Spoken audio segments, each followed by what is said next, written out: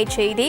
தமிழ்நாடு அரசு போக்குவரத்து நிறுவன ஊழியர்கள் அறிவித்துள்ள காலவரையற்ற வேலை நிறுத்தத்திற்கு தடை விதிக்க கோரி உயர்நீதிமன்ற மதுரை கிளையில் முறையீடு செய்யப்பட்டிருப்பதாக தகவல் ஒன்று வெளியாகியிருக்கிறது. இது பற்றிய மேலும் விவரங்களை செய்தியாளர் மாரிசாமி வழங்கிட கேட்கலாம். வணக்கம் மாரிசாமி, செய்தி குறித்து முழுவதும்.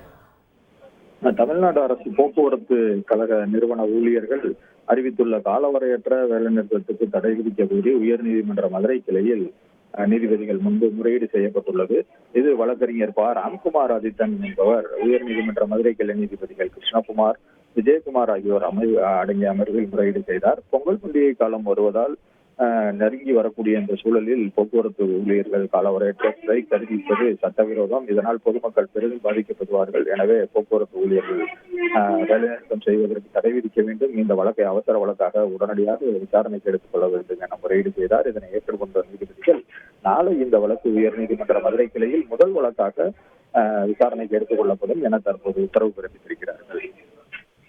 விவரங்களுக்கு நன்றி மாரிசாமி.